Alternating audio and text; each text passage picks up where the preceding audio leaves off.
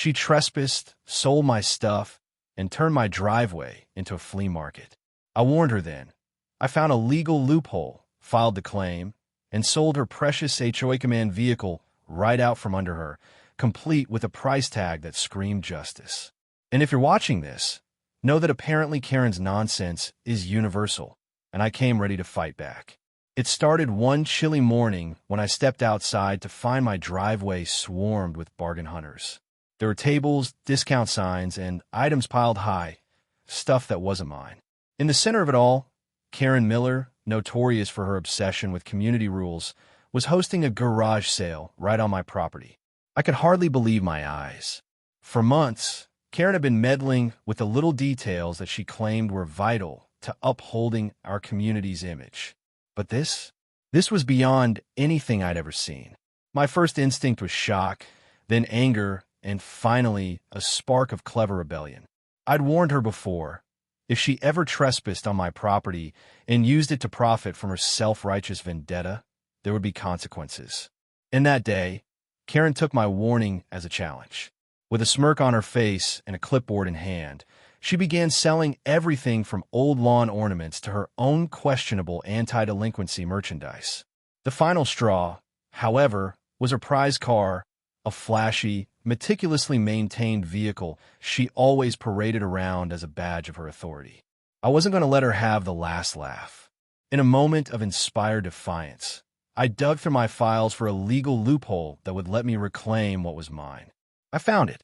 I filed the necessary paperwork, and soon enough, the law was on my side. I arranged for the sale of her so-called command car, a sale that would not only return some measure of justice, but also embarrass her in front of the entire community. As I attached a price tag to the keys and finalized the deal, I couldn't help but feel a surge of vindication. Karen's unilateral actions had turned my driveway into her playground, but I had just flipped the script in the most public, irrevocable way possible. That day, as the vehicle changed hands and a record of the sale was splashed across social media, the message was clear. No one, not even HOA Karen, can bully others into submission. And for those watching, know this. When Karen's nonsense meets a legal loophole, the outcome is a price tag on pride, served with a side of public justice. Crescent Meadows was the kind of community where every blade of grass and every painted fence was part of a larger, meticulously curated aesthetic. Nestled within its neat, uniform streets were homes that seemed to march in perfect alignment, maintained under the unyielding eye of the local homeowners association. In this orderly enclave, conformity wasn't just expected, it was demanded. Every resident knew that deviation from the established rules was met with swift and often punitive consequences. At the center of this regimented order was Karen Miller, known to all simply as HOA Karen. In her early 50s, with a penchant for exacting standards and a flair for micromanagement, Karen patrolled Crescent Meadows like a self-appointed guardian of perfection. Always in a crisp suit with a clipboard clutched firmly in hand, she made it her life's mission to correct even the slightest deviation from the community's sacred code of conduct. From the color of a mailbox to the proper placement of garden ornaments, nothing escaped her piercing gaze. To Karen, every act of individuality was a potential threat to the uniform beauty of the neighborhood, and she wielded her authority like a weapon. I, on the other hand, had always been a bit of an outlier. Growing up on a small farm on the edge of Crescent Meadows, I learned early on the value of hard work, creativity, and independence. When I inherited the property, I transformed it into a vibrant farm stand that celebrated local produce, homemade preserves, and the rustic charm of farm life. My stand wasn't just a business. It was a labor of love and a testament to the freedom to express one's identity, even in a community as controlled as Crescent Meadows. My farm stand quickly became a beloved local fixture. Neighbors would stop by to pick up freshly harvested vegetables, chat about the changing seasons, and marvel at the colorful displays that broke through the monotony of strict HOA guidelines. Yet, while many embraced my small rebellion against uniformity, Karen saw it as a blemish on her vision of order. Over time, she had issued numerous fines and warnings, each one a reminder that in Crescent Meadows, there was no room for personal expression if it disrupted the prescribed norm. Then came the day when Karen's fixation escalated to a new level. Without any notice, she transformed my driveway, a path I'd always used with pride, into a makeshift marketplace for her own gain. Tables were set up, discount signs hung from every available surface, and items that weren't mine were sold under her watchful eye. It was a blatant intrusion, a hijacking of my property for her self-serving purposes. Her actions weren't just an affront to me. They struck at the very heart of what made a home a sanctuary. I had warned her before that if she ever trespassed on my property to advance her petty agenda, there would be consequences. And as I surveyed the chaos that now occupied my once peaceful driveway, I knew I had to act swiftly. The grocery store where Karen prided herself on shopping, the epitome of suburban perfection, was her second home. I decided that if Karen was so intent on imposing her will, I would reclaim control of her favorite space by buying that very store. The thought of turning her prized institution into a symbol of resistance filled me with determination. It was a plan that wasn't just about business. It was about sending a message to the entire community. Creativity, independence, and property rights must prevail over arbitrary enforcement. Crescent Meadows was at a crossroads, a place where the rigid control of the HOA was beginning to crack under the pressure of individual rights and collective spirit. And in that moment, as I prepared to launch my audacious counterattack, I felt the weight of every fine, every warning, and every intrusive inspection that had ever been levied against me. My farm stand was more than a business.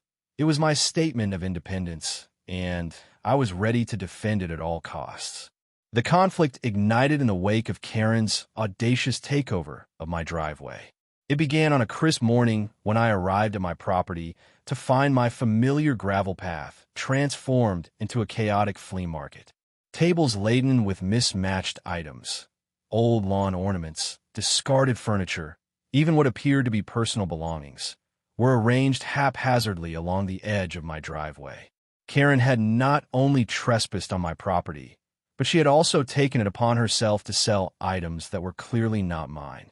The final, irreparable insult was the display of a shiny, meticulously maintained car, the very car that Karen adored and flaunted as part of her own carefully curated image.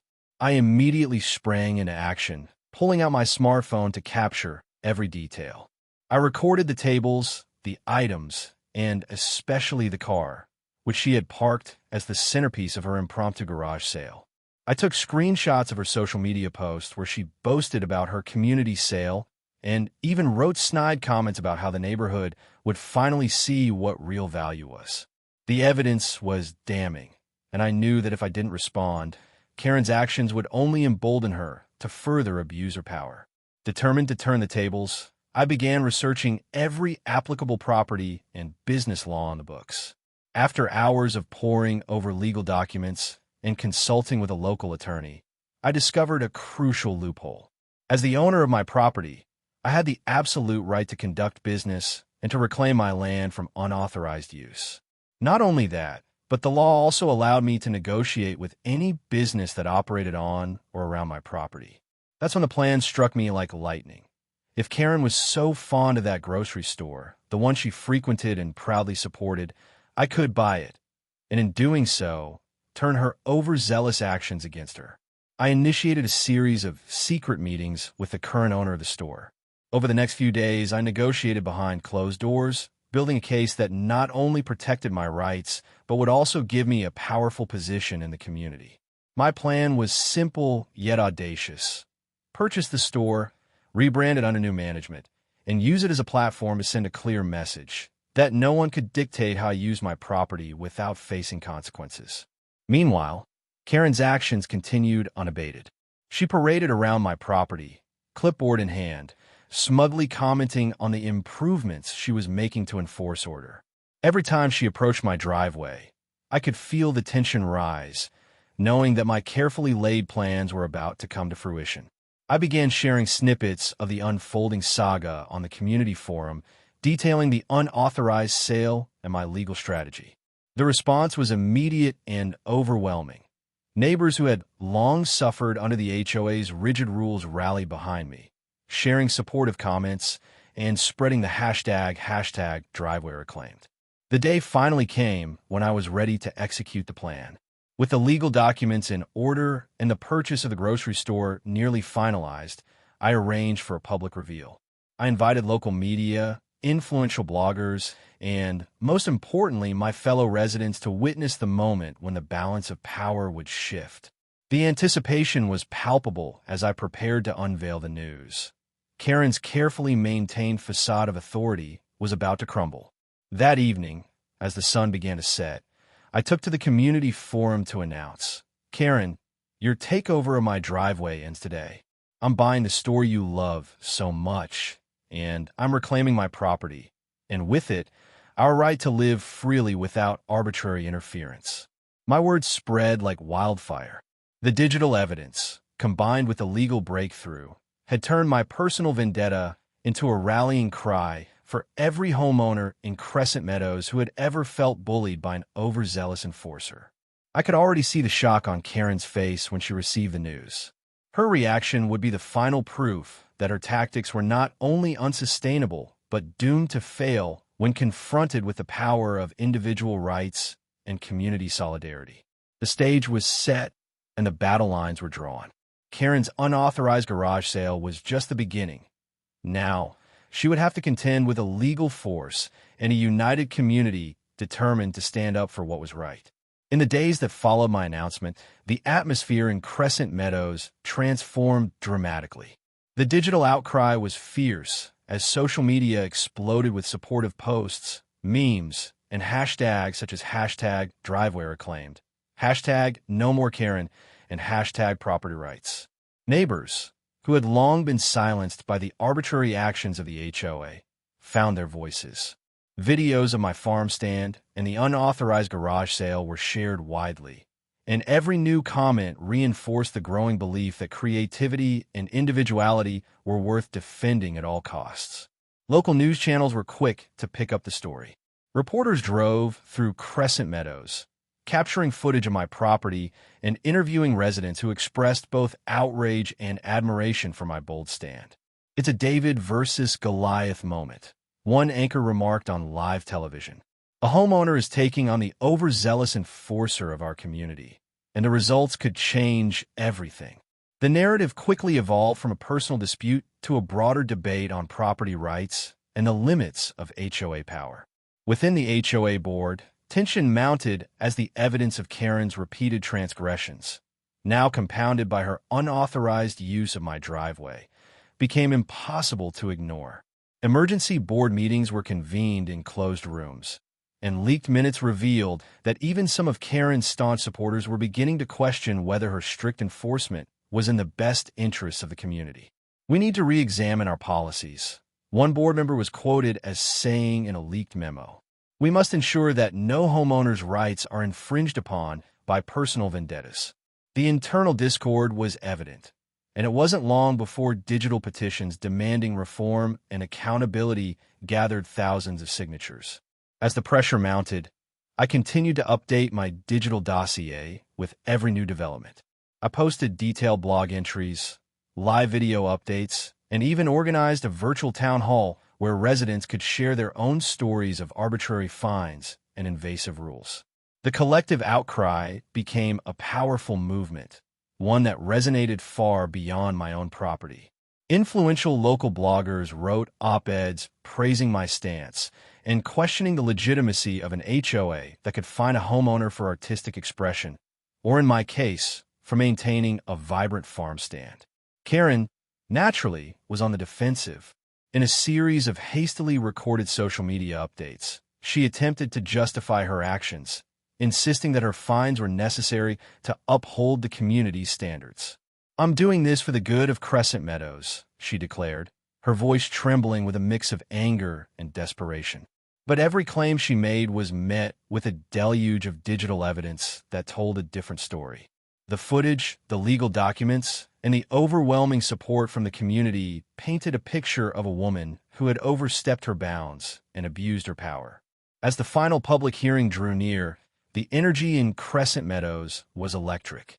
Neighbors organized peaceful rallies outside the HOA office, carrying signs that read, "Our land, our rights, and stop Karen's bullying." Every shared video clip and every hashtag further reinforced the message that our community would no longer tolerate arbitrary interference. The digital petition that I had initiated soared to tens of thousands of signatures, and the momentum was undeniable. This was not merely about a farm stand or a garage sale. It was about reclaiming the very right to live and work without fear of an overzealous enforcer. In the days leading up to the hearing, I worked tirelessly to refine my arguments and prepare my digital dossier. I gathered expert testimonies, detailed records of every fine Karen had ever imposed on me, and screenshots of her own posts bragging about the unauthorized sale.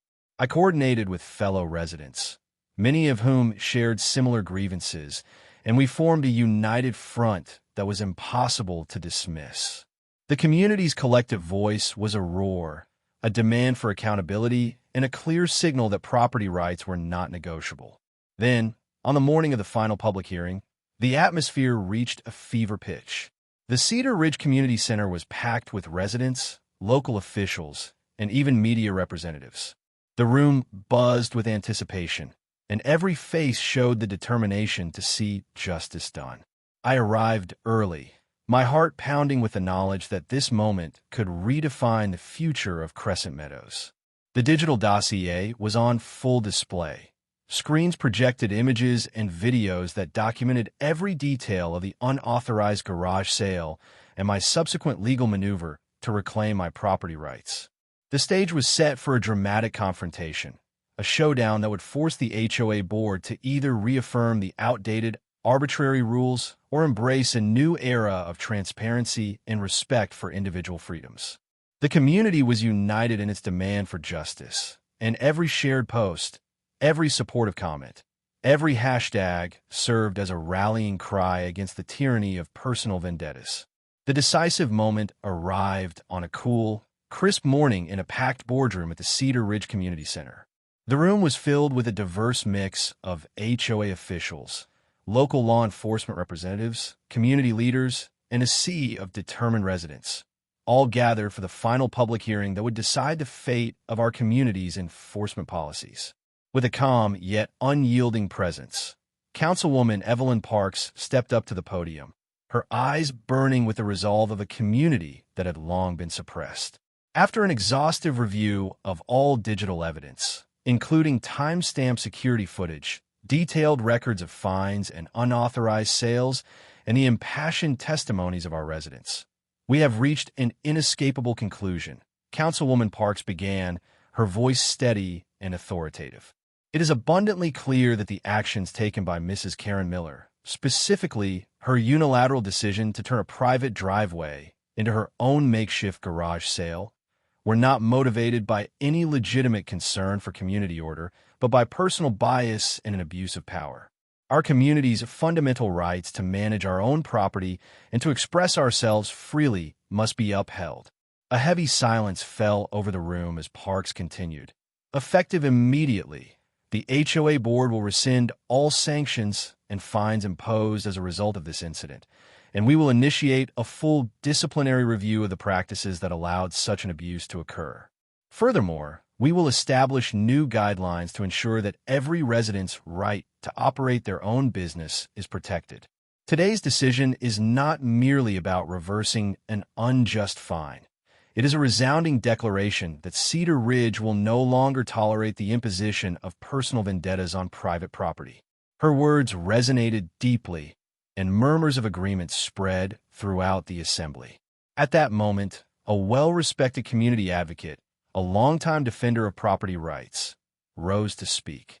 "Today, we stand united as one," he declared, his voice strong and impassioned.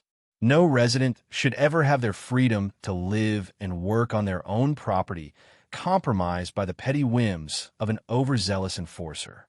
Let this vote be the turning point, a clear signal that our community values creativity, independence, and the sanctity of private property above all else.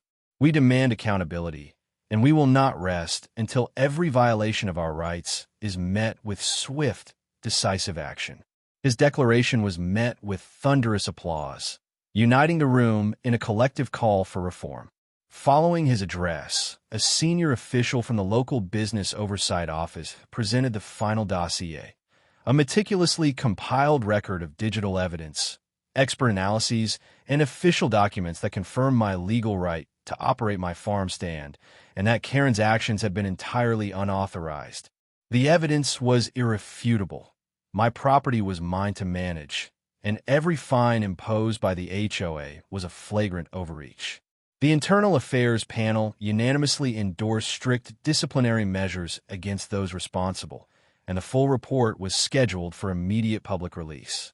Councilwoman Parks concluded, "Let this resolution mark the dawn of a new era for Cedar Ridge, a community where every resident's rights are respected and where public authority is exercised with integrity." Our vote today is a resounding declaration that we will protect our freedoms and that no one, no matter how self-important, can impose their will on us without accountability. Together, we stand for justice, transparency, and the inalienable right to live and work freely on our own property. Her final words, delivered with unwavering conviction, sealed the turning point in our struggle for property rights and creative freedom. In that defining moment, as every face in the boardroom shone with determination and hope, the balance of power shifted irrevocably.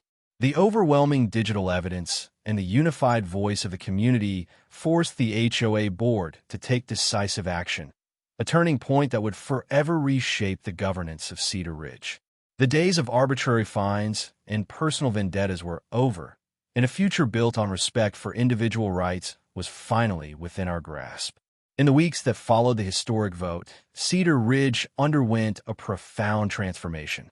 News of the rescinded fines and the sweeping reforms implemented by the HOA board spread rapidly through local media and social networks, sparking fervent discussions about property rights, community governance, and the importance of protecting individual freedom. Editorials in the local newspaper, bearing headlines such as "A New Dawn for Cedar Ridge" and "Community United for Creative Freedom," celebrated the decisive actions taken to safeguard every resident's right to manage their own property and express themselves without fear. Hashtags like #PropertyRights, #NoMoreHoBullying, and #CreativeFreedom trended widely, reinforcing our collective determination to stand against arbitrary rule enforcement. Town hall meetings and community forums saw a record attendance as residents gathered to share their experiences and envision a future free from oppressive oversight. Neighbors, who had long been intimidated by punitive fines and micromanagement, now spoke proudly about their right to live and work on their own terms. "Our homes and our businesses are our sanctuaries," one impassioned resident declared at a bustling meeting, his voice resonating throughout the crowded room. The atmosphere was charged with hope, a promise that Cedar Ridge would forever honor the creative spirit and individuality of its residents. Within the reformed HOA board and local public safety departments, swift changes were implemented. Senior officials, led by Director James Carter and Lieutenant Marcus Reed, launched comprehensive training programs focusing on ethical conduct, cultural sensitivity, and the responsible management of community resources. Regular internal audits and transparent disciplinary processes were established to ensure that every complaint was meticulously scrutinized and that no resident would ever again suffer from arbitrary interference. Our duty is to protect the rights and dignity of every member of our community, Lieutenant Reed affirmed at a follow-up press conference, reinforcing our renewed commitment to justice and integrity. Community leaders and local civil rights organizations mobilized further by organizing workshops, public forums, and educational campaigns aimed at raising awareness about property rights and creative freedom. When we stand together, our voices become an unstoppable force for change, a local activist proclaimed at a town hall meeting, inspiring residents to unite in the fight for a more inclusive and equitable governance model. For me, the journey from confrontation to resolution was both deeply personal and profoundly transformative. My decision to fight back when Karen turned my driveway into her unauthorized garage sale, and then to outmaneuver her by legally selling her prize car, had not only reclaimed my property rights, but it also ignited a movement that resonated throughout Cedar Ridge. Neighbors, who had long endured the oppressive control of the HOA, found their voices and shared their own stories of resistance. The digital evidence that exposed Karen's misuse of power became a rallying cry for every resident who believed that creativity and independence were fundamental rights. Karen Miller, once the formidable enforcer of the HOA's draconian rules, was now reduced to a cautionary tale, a stark reminder that no one is above accountability when a community unites for justice. Her influence waned rapidly as digital records of her past transgressions circulated widely, underscoring the necessity for reform and the dangers of unchecked authority. At a final celebratory event held in the Central Park of Cedar Ridge, residents, local officials, and community advocates gathered under the gentle glow of the setting sun. A large banner reading "Unity, Freedom, and Property Rights" was unfurled between towering oaks, and heartfelt speeches filled the air with promises of a brighter, more inclusive future. Today, we celebrate our victory over arbitrary interference, a victory for every homeowner and creative entrepreneur in our community, Councilwoman Parks proclaimed, her voice resonating with unwavering determination. The standing ovation that followed was a powerful affirmation of our collective commitment to protect our freedoms and ensure that no one can abuse public power again. As each new day dawned over Cedar Ridge, the legacy of that fateful confrontation endured as a beacon of transformative change. The story of how HOA Karen turned my driveway into her garage sale, only to have me outsmart her by selling her precious car, became a rallying cry for every resident who believed in the sanctity of private property and the right to live creatively and freely. Every sunrise now carried with it the promise that in Cedar Ridge, truth, justice, and individual freedom would forever prevail. In the end, what began as a personal battle evolved into a watershed moment for our entire community. We emerged more united, more vigilant, and more determined to safeguard our rights against any form of bureaucratic overreach. And as the sun rose each morning over our reclaimed neighborhood, it carried with it the promise that Cedar Ridge would forever be a place where creativity, integrity, and respect for individual expression were cherished above all else.